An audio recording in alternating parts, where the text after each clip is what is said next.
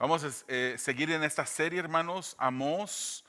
El subtítulo de esta serie es Adoración y Justicia a la manera de Dios. Adoración y justicia a la manera de Dios en el libro de Amós. Y el mensaje del día de hoy se titula Cuando el juicio comienza por casa. Cuando el juicio comienza por casa. Hermanos, en este día quisiera compartir con ustedes este mensaje de los versículos 4 del capítulo 2 hasta el versículo 16 del capítulo 2. Y vamos a ir a través de los versículos 4 y 5 viendo las transgresiones de la casa de Judá. Las transgresiones de la casa de Judá. Si usted se recuerda, la semana pasada comenzamos y estábamos viendo varias cosas que estaban aconteciendo, varios pecados que el pueblo alrededor de Israel y de Judá estaban cometiendo. Pero hoy en día nos acercamos más a casa. Vemos las transgresiones de la casa de Judá. Vamos a ver los versículos 6 al 8, las transgresiones de la casa de Israel. Ahí era el blanco, ahí estaba el blanco del asunto, el punto blanco de este mensaje de Amós. Vamos a ver también los versículos 9 al 11, donde Dios solo menciona que Él nada más les hizo más que bien al pueblo. Y vamos a ver los versículos 12 al 16, donde vamos a ver el resultado de desobedecer a Dios. Pero yo le voy a pedir, hermanos, que me ayuden a orar. Que oren por mí, que oremos por nosotros, que esta palabra, hermanos, sea una palabra que llegue al corazón, que la pasemos por el filtro de la mente, que podamos pensar, que nos olvidemos de otras cosas que están pasando a nuestro alrededor y podamos ver la grandeza de Dios a través de su palabra. Amado Dios, te damos a ti gracias, gracias por tu palabra. Gracias porque eres bueno. Gracias porque podemos confiar, Señor, en ti, podemos confiar en tu palabra, Señor.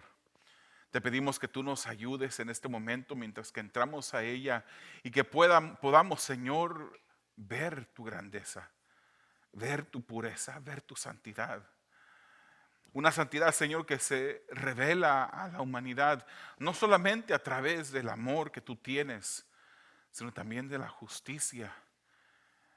Y de unos mandamientos, Señor, que tú nos has dado de cómo debemos de adorarte a ti, Padre. Tú eres el centro de esta reunión, Señor. Siempre lo deberás ser. Pedimos, Padre, que tú hables a nuestras vidas, que podamos ver tu grandeza como ya lo hemos pedido, que podamos confiar más en tu Hijo, que tú enviaste a morir en la cruz del Calvario, y que podamos estar atentos a la voz de tu Santo Espíritu mientras que nos habla, nos dirige, redarguye nuestras vidas y nos moldea más a la imagen de tu Hijo Jesucristo. Pedimos esto, Señor, encarecidamente en el nombre de Jesús. Amén. Hay una versión o una porción más bien de la Biblia que podemos leer en el libro de Hebreos, donde dice: horrenda cosa es caer en las manos de un Dios vivo. Horrenda cosa.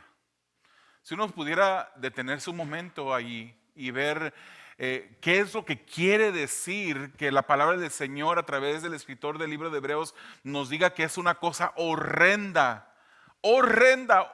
Es un horror caer en las manos de un Dios vivo, un Dios que no está muerto, un Dios que está vivo. Nos podríamos poner a pensar y poder analizar a través de este versículo muchas de las cosas o muchas de las maneras como el día de hoy se presenta Dios en las congregaciones. En 1741 el pastor Jonathan Edwards predicó el mensaje que es más conocido de parte de él, que se titula Pecadores en las manos de un Dios airado. Y cuando este pastor predicaba este mensaje, las personas venían a recibir esa convicción que la palabra del Señor puede traernos. Ese mensaje es conocido como el sermón más famoso, el sermón más famoso del primer gran despertar de la historia. Edwards, el pastor Edwards, decía que los pecadores estaban constantemente al borde del infierno. Hoy en día los pecadores viven su vida normal. Viven la vida sin pensar en ese Dios que es justo, un Dios que es santo. Y cuando piensan en un Dios que es justo, tuercen la justicia y miran la justicia a su manera. Una porción del mensaje del pastor Edwards decía: pecador, considera el terrible peligro en el que te encuentras. Es un gran horno de ira, un pozo amplio y sin fondo, lleno del fuego de la ira, en el que estás suspendido en la mano de ese Dios, cuya ira está tan provocada e indignada contra ti como contra muchos de los condenados en el infierno. Cuelgas de un hilo delgado, decía él, con las llamas de la ira divina chispeando a tu alrededor, listas en todo momento para chamuscarlo y quemarlo. Y no tienes interés en ningún mediador, ni nada a lo que aferrarte para salvarte. Nada para alejar las llamas de la ira. Nada propio, nada que hayas hecho, nada que puedas hacer para inducir a Dios a perdonarte por un solo momento. Maravilloso mensaje que el Señor le dio a este pastor Jonathan Edwards. Un tipo de mensaje que hoy en día es muy raro en las iglesias. Hoy en día más bien escuchamos: Dios te ama, pecador, ven a Cristo. Dios te ama, pecador, Dios te ama. Tiene un plan maravilloso para ti, pecador. Dios te ama. Aborrece el pecado, pero te ama a ti. ¿Qué impulso, qué necesidad tiene un pecador que escucha esas palabras de venir a arrepentirse? ¿Qué necesidad tiene un pecador que escucha de un Dios que lo ama y que no desea que cambie, que lo ama así como está? Personas que dicen: Dios prefirió ir a la cruz que pasar una eternidad sin ti, como si nosotros fuéramos necesarios para Dios, como si fuéramos indispensables para la existencia de un Dios que es soberano. Mensajes que se enfocan en el hombre, donde no miran su justicia, no miran la santidad de Dios.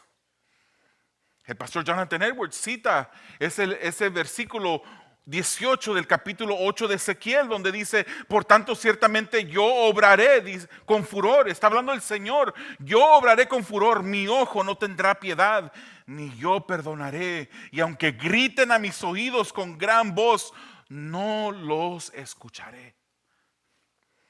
Esa es la condición en una relación no existente entre Dios y el pecador.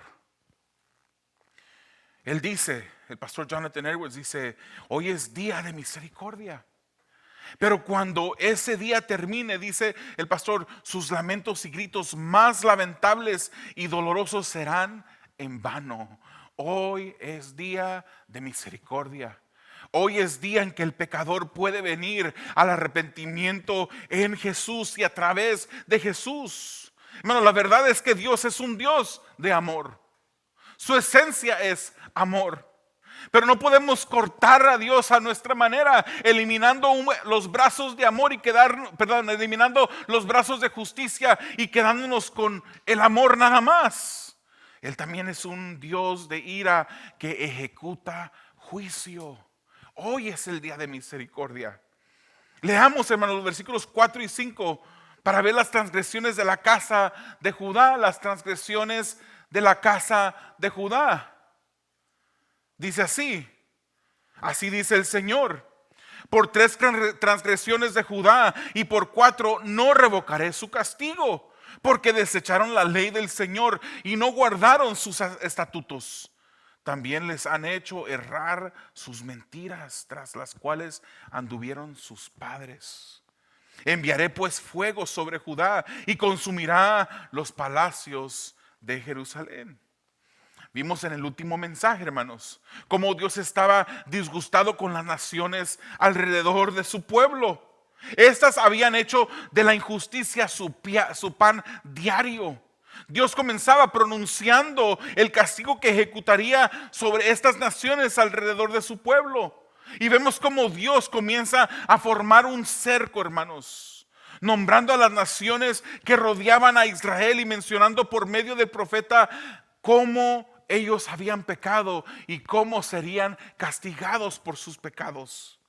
Vimos el mapa que podemos ver el día de hoy también.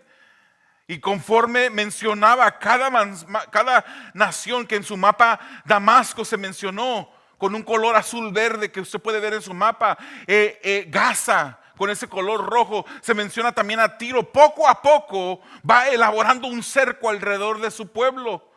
Iba rodeando al objetivo principal, que era su pueblo. Mencionó a Edom, mencionó a Amón y a Moab, mencionaba a cada uno de ellos. Y así cerraba el cerco. Incluso menciona a Judá, el reino del sur, el único espacio donde quedaba sin abordar. Recordemos, hermanos, que Amós era de Judá, él vivía en Judá, pero había sido llamado al reino del norte, a Israel, para corregir la corrupción del pecado que los había invadido. Amós, hermanos, antes de llegar con Israel, Dios le da una palabra a este profeta para los hermanos de Israel al sur, el pueblo de Judá. Y de Judá dice lo mismo que dijo de otras naciones: por 3 transgresiones de Judá y por 4 no revocaré su castigo. Hermanos, ¿qué se puede esperar de las naciones que no fueron escogidas para revelar su ley? Las naciones que no fueron escogidas por Dios, que no se les entregó la ley, donde no nació Moisés. ¿Qué se podía esperar de esas otras naciones? Pero Judá era parte del pueblo que fue escogido. Judá estaba dividido en el reino, pero era parte de Israel. Judá fue escogido. Romanos capítulo 9, versículo 4 nos dice que ellos fueron escogidos, ellos recibieron el privilegio, hermanos, de promulgar la ley. Gran privilegio. Imagínense que dijera que su país es el país que fue escogido, que de su país haya salido el profeta por medio del cual Dios envía su palabra. Ese fue Judá e Israel. Ellos habían recibido la ley. Recibieron la ley que sería revelada para todo el mundo, la ley que hoy en día nosotros estudiamos, amamos y seguimos. Pero comenzó con ellos. Comenzó con su desobediencia. Ellos rechazaron la enseñanza de Dios en sus vidas. Judá había recibido esta ley, pero ellos prefirieron irse por otro camino en lugar de obedecer a Dios. Y con su desobediencia rechazaban esta enseñanza de Dios. ¿Cuántas veces nosotros rechazamos la enseñanza de Dios, desobedeciendo lo que Él nos manda a hacer? Ellos prefirieron adorar a dioses falsos, los que habían adorado sus antepasados. Siempre fue así, hermanos, con este pueblo. El pueblo de antes y el de ese momento adoraban ídolos. Y vemos, hermanos, en Éxodo versículo 32, un pasaje de las Escrituras que debió de haber conocido este pueblo. Vemos en ese pasaje cómo Moisés recibía la ley. Él había subido al monte, mientras que él, sin saberlo, descendía, encontraba a un pueblo envuelto en orgías y adoración a un becerro, en idolatría. Ellos debieron de recordar el mal actuar de sus padres. Estas personas del tiempo de Amós debieron de haber recordado: nuestros padres adoraron a ídolos, y las consecuencias de esa adoración fue difícil, fue juicio de Dios. Pero ellos se habían olvidado. Hay por ahí un dicho que viene de unos ciertos actos. Yo lo aprendí cuando, por ejemplo, en la Segunda Guerra Mundial, Hitler trató de invadir a Rusia durante el invierno, cuando otros ejércitos antes habían tratado de hacer lo mismo, como que no aprendió de la historia. Y fracasó Hitler tratando de invadir en ese mismo tiempo, así como habían fracasado los demás ejércitos antes. Hermanos, qué bueno es recordar los tropiezos que hemos tenido en nuestras vidas. No lo recordamos, hermanos, para mantenernos en un estado de lástima. No nos recordemos, hermanos, de esas cosas para no sentir y no saber que Dios nos ha perdonado cuando hemos venido a Él y le hemos pedido perdón. Él nos perdona. Pero es bueno recordar los tropiezos de antes para no volver a tropezar por las mismas cosas. No tropezar en la misma piedra, pero el pueblo parecía que no se acordaba de estas cosas. Jueces 2, versículos 18 y 19 dicen: cuando el Señor les levantaba jueces, el Señor estaba con el juez y los libraba de mano de sus enemigos todos los días del juez.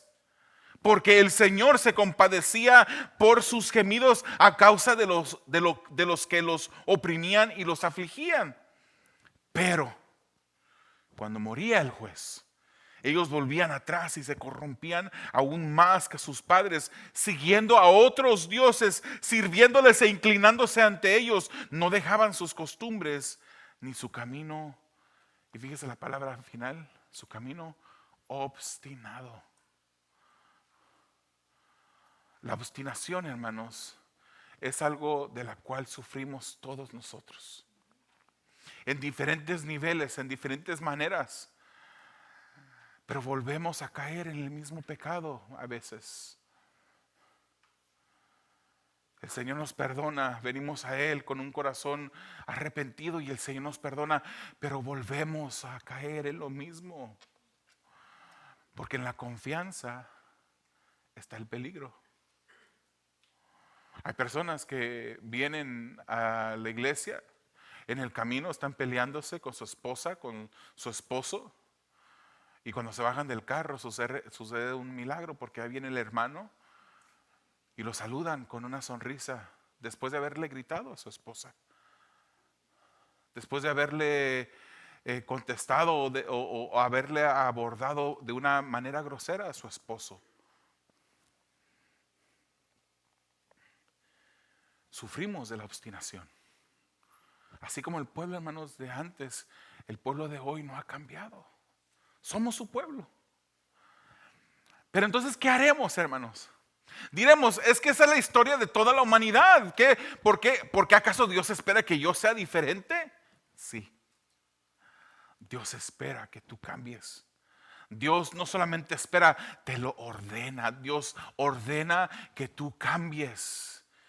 Hermanos, Dios es el que nos ha salvado.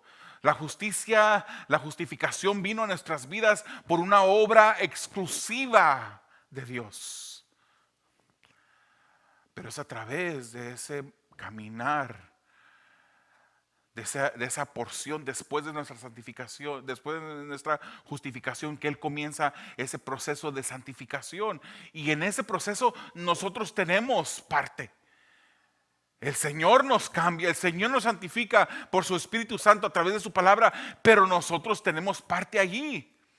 ¿Qué estamos haciendo? ¿Estamos leyendo la palabra todos los días? ¿Estamos orando todos los días o no? Nos interesa cambiar, nos interesa honrar a Dios, nos interesa modelar a Dios mejor cada día.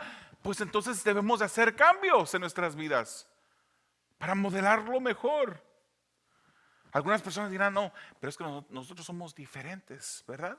¿Verdad, hermanos, que nosotros somos diferentes al pueblo que está descrito en esas hojas? Nosotros, los que somos cristianos, estamos exentos de la idolatría, dicen algunos.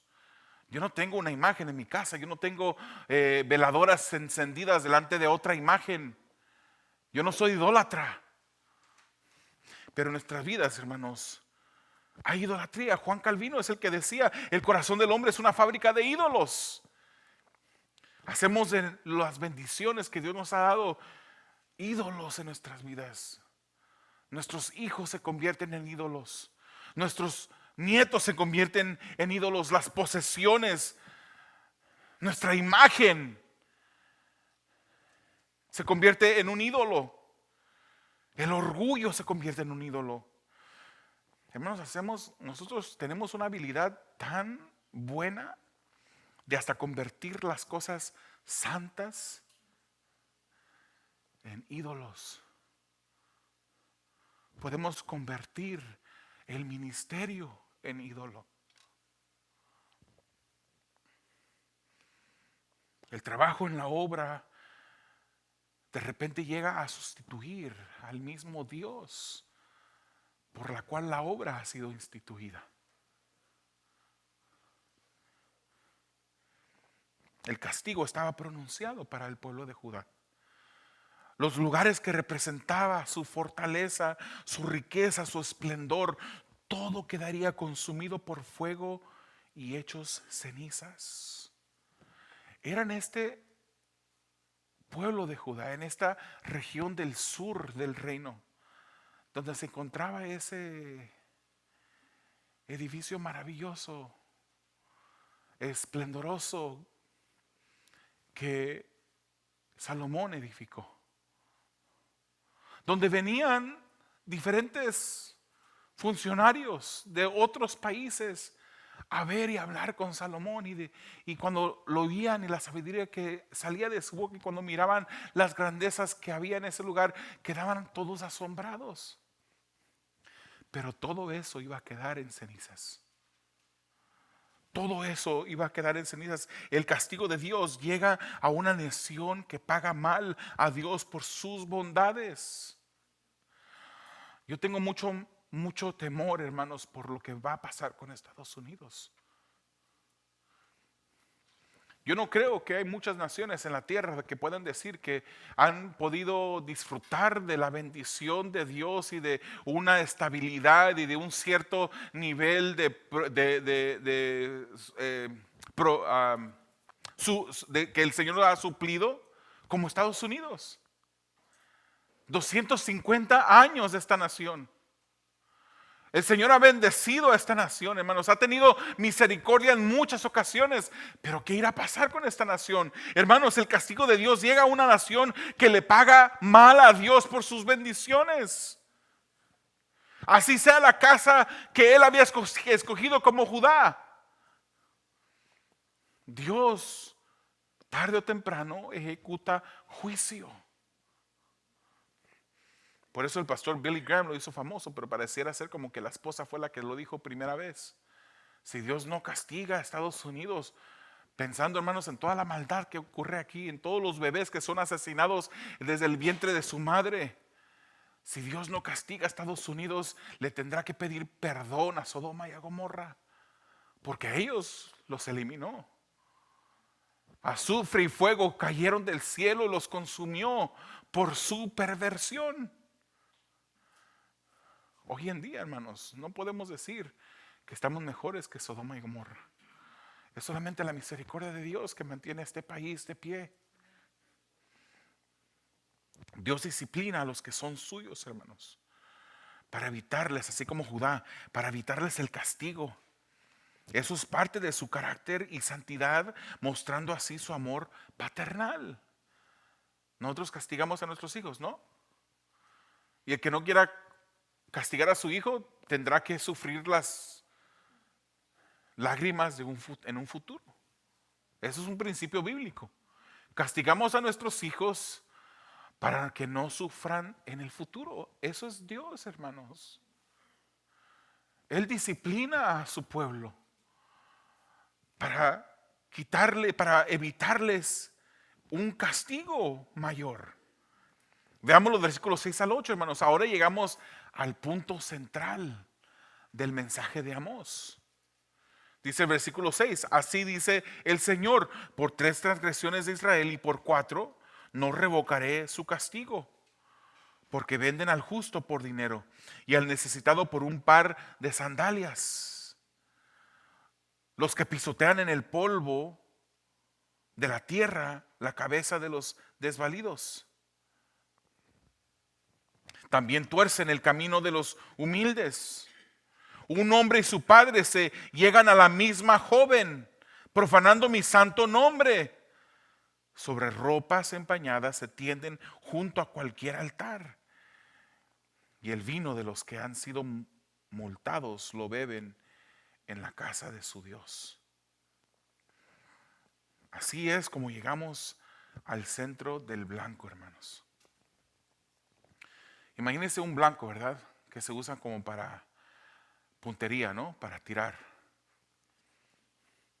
Dios estaba bordando. Usted sabe que ese blanco tiene diferentes líneas, ¿verdad?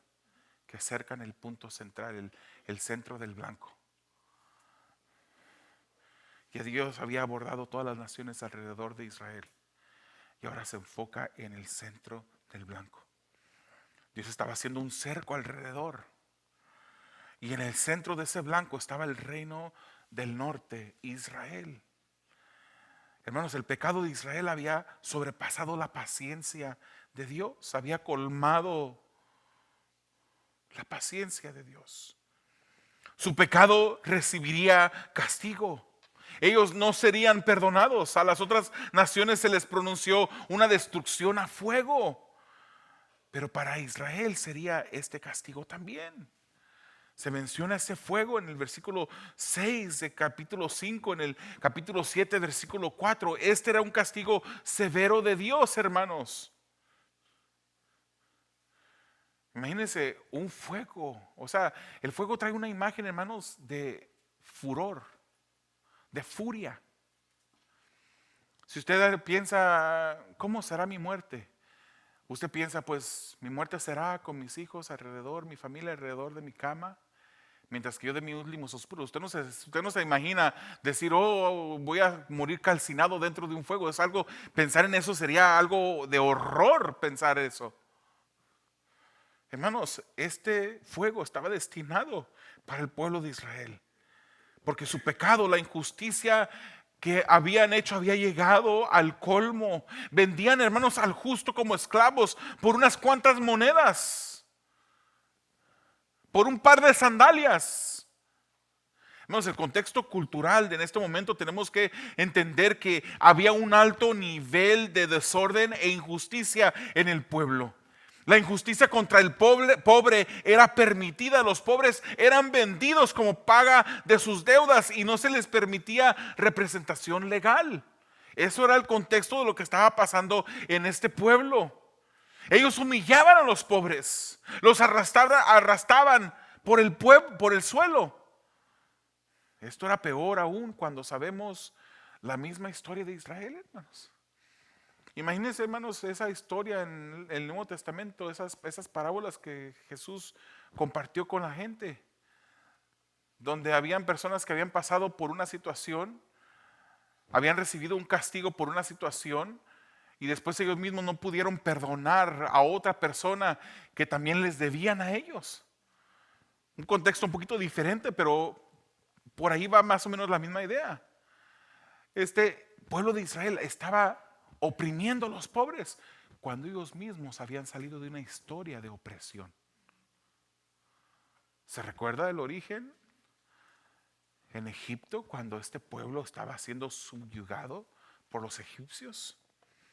Para los que no se recuerden de esta historia, leamos Éxodo 1, versículos 12 y 14. Dice, pero cuanto más los oprimían, más se multiplicaban y más se extendían. De manera que los egipcios llegaron a temer a los israelitas. Entonces dice el versículo 13, los egipcios pues obligaron a los israelitas a trabajar duramente y les amargaron la vida con dura servidumbre en hacer barro y ladrillos y en toda clase de trabajo del campo. Todos sus trabajos se los imponían con rigor. Esa era la historia de este pueblo. Que ahora no solamente ellos volteaban la moneda y hacían lo mismo, pero lo hacían con sus mismos hermanos. Eran peores que los egipcios. Los egipcios uno diría, bueno, pues era un pueblo extranjero, un pueblo que por temor a ese pueblo, porque se multiplicaban mucho, tuvieron temor y quisieron como quitarle las fuerzas a este pueblo. Pero este pueblo de Israel era peor, que le hacía lo mismo que habían recibido ellos, pero a sus propios hermanos. Hermanos, la perversión había llegado a tal punto que padre e hijo, dice las escrituras, dormían con la misma mujer. Habían profanado el santo nombre de Dios. Habían sido advertidos de esto, hermanos. Levíticos 22:2 dice: dile a Aarón y a sus hijos que tengan cuidado con las cosas consagradas que los israelitas me consagran. ¿Por qué razón? Para que no profanen mi santo nombre. Yo soy el Señor. Si hay algo, hermanos, que Dios estima con gran valor, si hay algo que está en el pináculo de las cosas que Dios estima, es su nombre, es su gloria.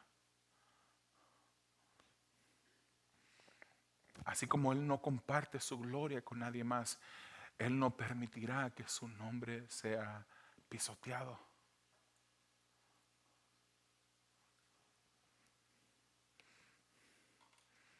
Aarón, a sus hijos se les advirtió. Ellos eran los levitas, eran los que trabajaban dentro del tabernáculo, después posteriormente dentro del templo. Se les había dado unas indicaciones exactas de lo que tenían que hacer, cómo tenían que purificarse antes de hacer ciertas cosas. Cuando se daban los sacrificios, cómo se debía de apartar ciertas cosas, qué es lo que se debía de sacrificar, qué es lo que se debía de apartar para ciertas cosas. Se les había dado instrucciones específicas. Y Dios les dice: tengan cuidado en mantener las cosas sagradas, sagradas. Porque no quiero que vayan a profanar mi santo nombre. El Señor, hermanos, a nosotros no nos vestimos con las túnicas de los levitas, pero nosotros, la palabra del Señor nos dice que somos un pueblo adquirido por Dios, nación santa, real sacerdocio. Y a nosotros también el Señor nos ha dado instrucciones. Pero hay veces que nosotros preferimos satisfacer los deseos de la carne antes que guardar el nombre del Señor en santidad. El pueblo de Israel, hermanos, estaba de esa manera. Ellos allí en esos mismos versículos habla de estas ropas que fueron empeñadas. Se entiende que fueron empeñadas por personas de bajos recursos para empeñarlas por una deuda a los que eran más ricos. Pero estos más ricos agarraban estas mismas ropas empeñadas y se acostaban sobre ellas cuando se acostaban con esta mujer que menciona las escrituras. Se acostaban con esta mujer sobre ropa que algún pobre les había dado como garantía de pago. Y se acostaban junto a cualquier altar. Hermanos, recuerden que una diosa que adoraban en este tiempo era la diosa Acera, era la diosa del sexo.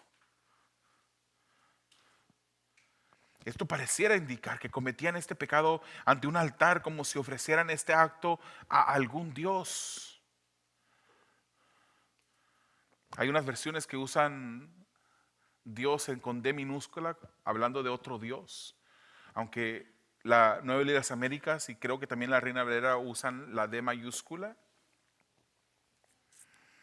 Y el vino, dice, de los multados. El dinero de las multas injustas era usado para emborracharse. Es posible, hermanos, que este acto se llevara a cabo en un lugar santo por la mención de la profanación de su santo nombre. Pero el punto aquí es de que ellos se habían desviado. Ellos habían decidido profanar el nombre del Señor. Recordemos el castigo. El castigo de Dios llega, hermanos, a una nación que paga mal a Dios por sus bondades. así sea su misma casa, así sea el pueblo que Él mismo escogió. Dios disciplina a los suyos, hermanos. Y los disciplina por amor, porque Él nos ama. Son las escrituras que pone al mismo nivel aquellos que no se disciplinan como si fueran bastardos. Nosotros no somos bastardos de Dios. Los que hemos venido en fe, en arrepentimiento, hemos sido salvos, somos sus hijos. Él nos disciplina para evitarnos castigo. Eso es parte de su carácter de amor, de santidad, de justicia. Y hermanos, lo peor de todo es que Dios solamente les había hecho bien a ellos. Los versículos 9 al 11 nos recuerdan cómo Dios solo les hizo bien.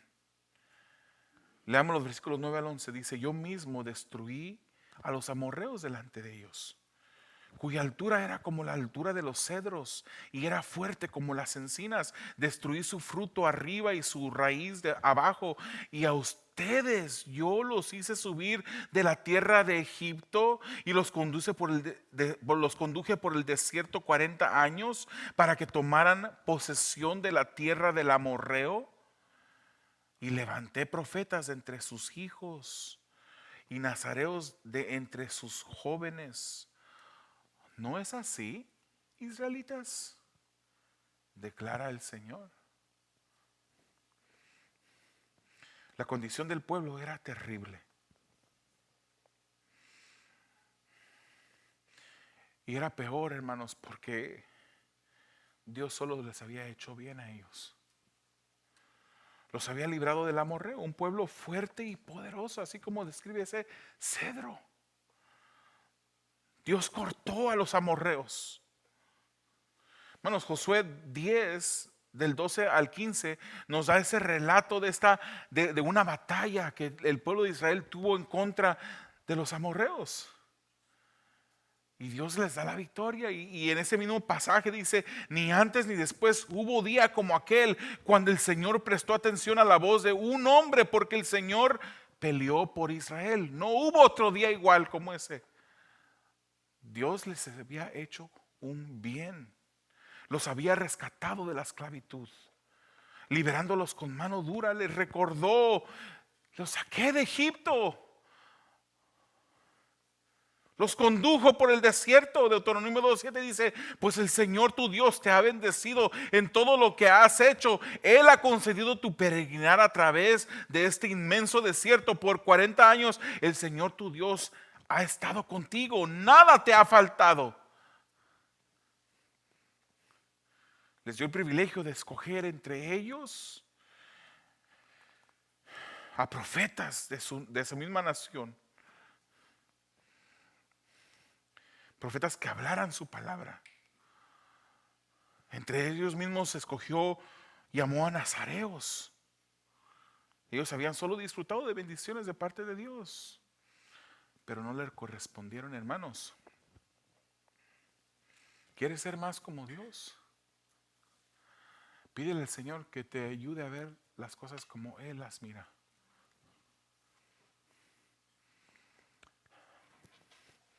Ponte a enumerar en este momento todas las cosas malas que Dios te ha hecho. ¿Qué cosas malas ha hecho Dios en tu vida? ¿Qué mal te ha hecho Dios? Y si sacas una hoja y empiezas a apuntar, esa hoja se va a quedar en blanco completamente. Dios nos ha hecho tanto bien, hermanos. Dios nos ha hecho tanto bien. ¿Alguna vez usted ha pasado por la historia de alguna persona que ha estado en su vida, para la cual usted solamente le hizo bien? Usted se esmeró por cuidar de esta persona, por proveerle lo que necesitaba, por orar por esta persona. Y esta persona le paga a usted con mal. esta persona termina despreciándole, esta persona termina haciendo cosas injustas en contra de usted. ¿Ha pasado por una relación así? Pues esa relación que usted pasó no se compara a la relación que Dios tiene con el pueblo. Nuestra bondad, nuestro esmero, nuestro cuidado, nuestro amor por otra persona jamás se puede igualar a lo que Dios nos ha amado, a como Dios nos ha cuidado, a las bendiciones que Él ha provisto para nosotros. Pero ¿cómo le pagamos? ¿Cómo le pagamos? El castigo de Dios, hermanos, llega a una nación que paga mal a Dios por sus bondades. Aún sea la casa que Él escogió, aún sea el pueblo que Él escogió. Y en nuestro contexto, hermanos, Dios disciplina a los que son suyos. Y nos disciplina para evitarnos un castigo mayor. Eso es parte de su carácter y santidad. Hermanos, cuando el Señor nos disciplina, démosle gracias a Dios.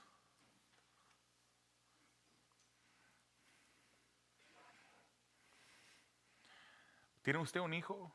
¿O tuvo un hijo usted que cuando usted le llamaba la atención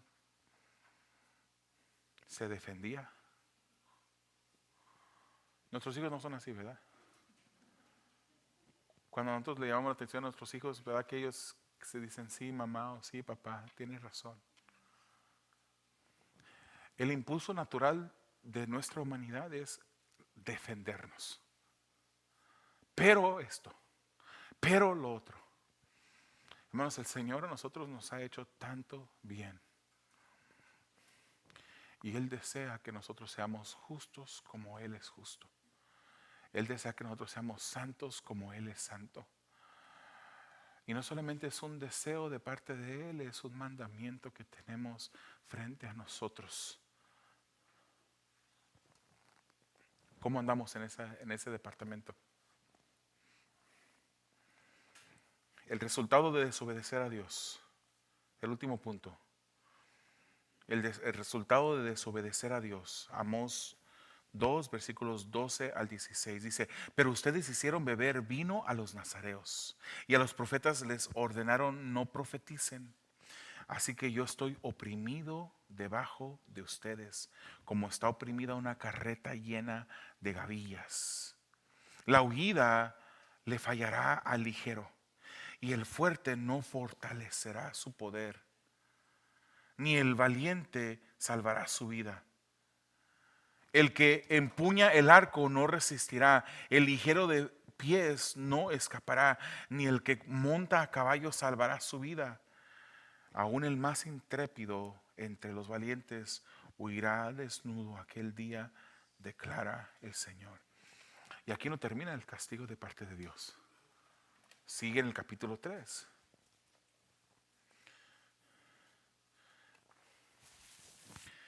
Lo que no debían de hacer, hermanos, este pueblo hacían quebrantar el mandamiento de los nazareos de no tomar vino, como lo vemos en el Números capítulo 6.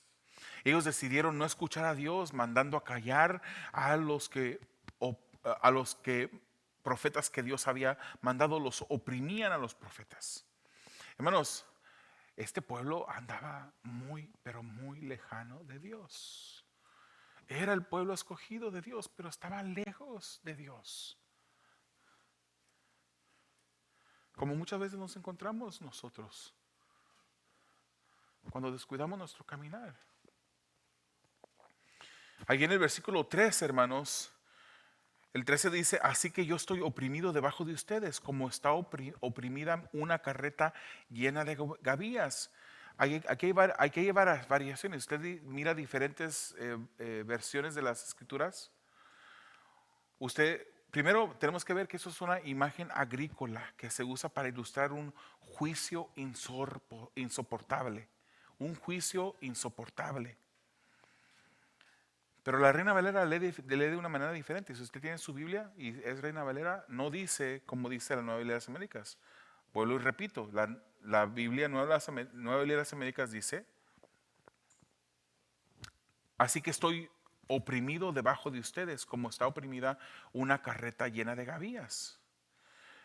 En la Reina Valera dice: pues he aquí, yo os apretaré en vuestro lugar como se aprieta el carro lleno de gavillas. Un carro que está, una carretilla, digamos, que está con mucho peso, que de repente se agacha así, ¿verdad? Al estilo como cuando andábamos en México, ¿verdad? Nunca andaba, pero yo soy parte de ustedes. En los carros, eran carros de 5 personas, pero cabían 10. Ese carro, ¿qué pasaba con ese carro? El peso. Las llantas parecían como que estaban ponchadas. Ponchadas, para los que no son mexicanos, es sin aire. Así el Señor los iba a apretar en su lugar, como un castigo de parte de Él. No habría escapatoria de su castigo. Ni los más rápidos iban a poder escapar, ni los más fuertes iban a poder librar, ni los más valientes iban a poder resistir. Los flechadores más habilidosos no iban a poder defenderse. Todo estaba designado, hermanos. Todos huirían desnudos aquel día, el día de juicio. Ese era el resultado de ese día terrible, el exilio, hermanos. Si usted ve la historia más adelante, usted va a ver cómo este pueblo que actuó mal, el Señor, porque los amaba, los castiga y los entrega a ejércitos extranjeros. El reino del norte cayó bajo el imperio asirio. El sur fue conquistado por Babilonia. Todos terminaron exiliados. ¿Por qué, hermanos? Porque el castigo de Dios llega a una nación que paga mal a Dios por sus bondades.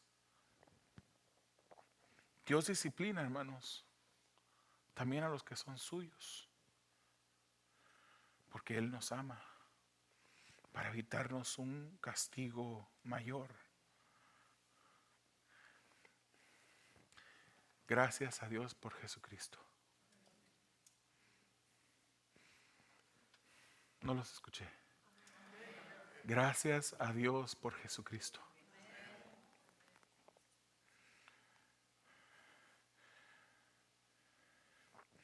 El Jesús que otras personas quieren es el Jesús que posiblemente leemos en Juan 12:47. Si alguno oye mis palabras y no las guarda, yo no los juzgo. Hoy en día, hermanos, esa palabra de juzgar se ha vuelto tan famosa. No me juzgues, tú no me puedes juzgar. La palabra del Señor nos llama a juzgar, hermanos. Nos llama a hacer juicio de evaluación. Nos llama a determinar algo, si es bueno o malo, no a nuestra perspectiva, sino a la perspectiva de Dios.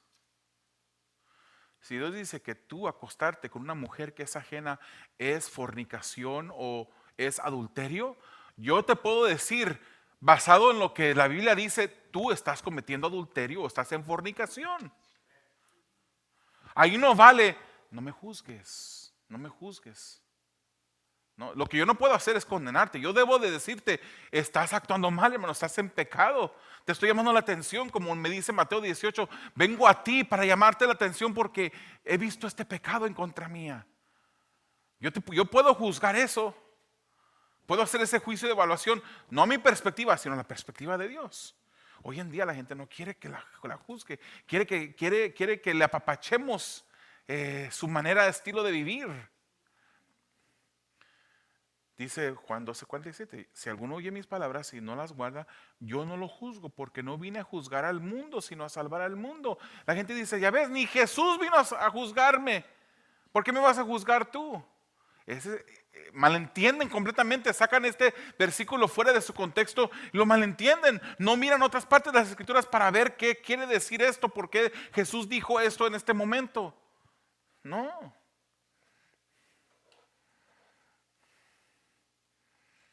Ese es el Jesús que la gente quiere, con el que quiere quedarse. Pero los evangelios nos dan una antesala de lo que ese Jesús hará un día. El mismo libro de Juan, capítulo 5, versículo 22 dice, porque ni aun el Padre juzga a nadie, sino que todo el juicio se lo ha confiado al Hijo, Jesucristo. Hermanos, Jesucristo juzgará todo pecado. Él castigará a los injustos. Él castigará a todos aquellos que le han rechazado. Apocalipsis 19:11 dice, vi el cielo abierto y apareció un caballo blanco. Este no es el burrito que entraba en Jerusalén en aquel día que los evangelios nos relatan. Este es un caballo blanco. Y el que lo montaba se llama fiel y verdadero. Con justicia juzga y hace la guerra. Sus ojos son una llama de fuego. Y sobre su cabeza hay muchas diademas. Tiene un nombre escrito que nadie conoce sino él. Está vestido de un manto empapado en sangre y su nombre es el Verbo de Dios. Jesús vino una vez, tocó esta tierra, se humanó, entró en su creación. Y en esa vez, hermanos, Él vino y fue fuerte en ocasiones, pero Él vino a morir por los suyos.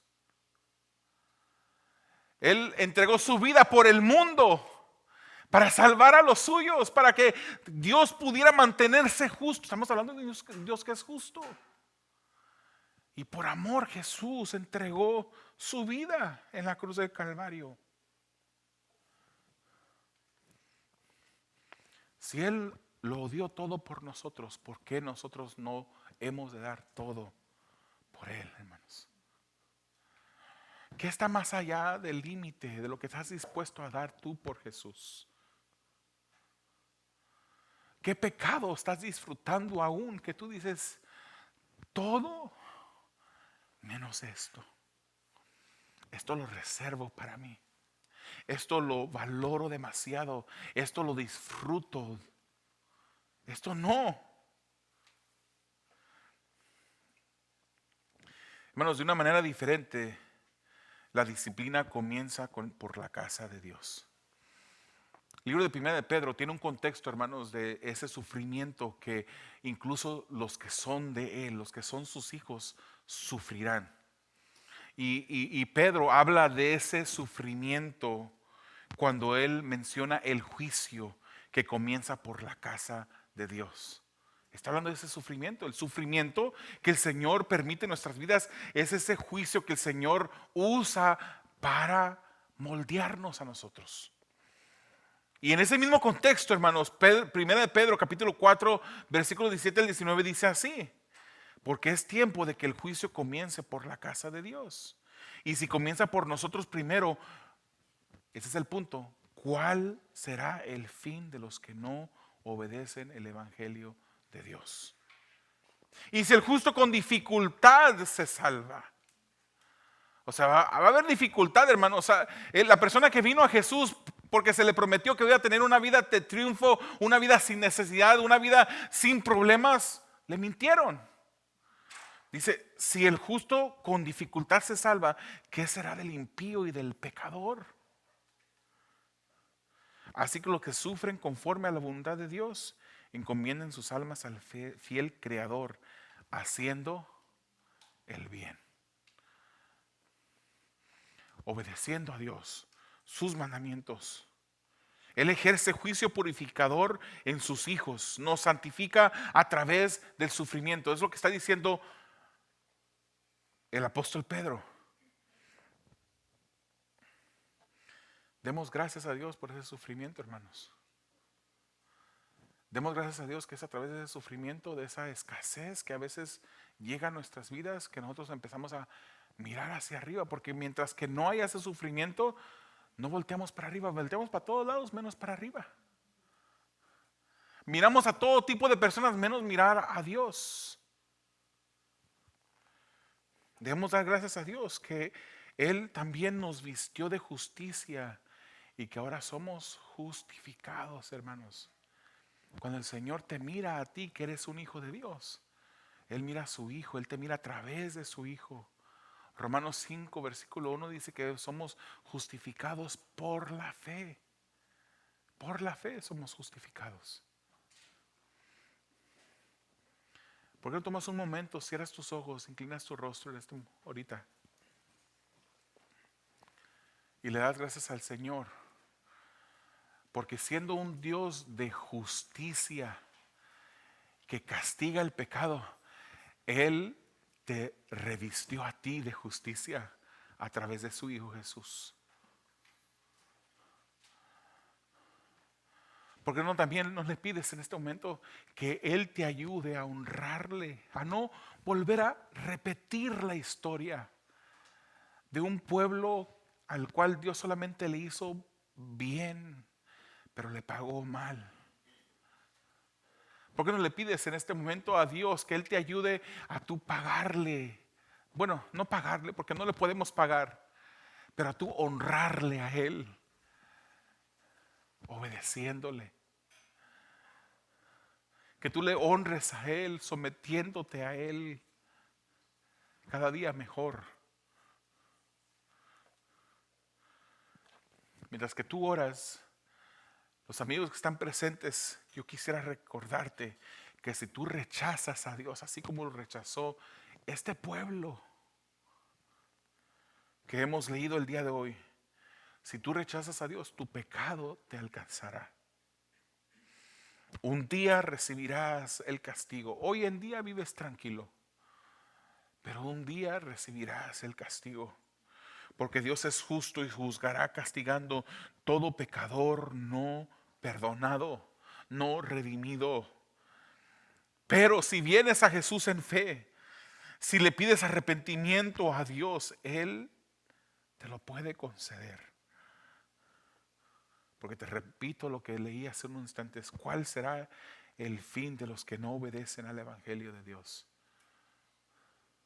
Si tú le rechazas, tu fin será un fin de fuego, de infierno.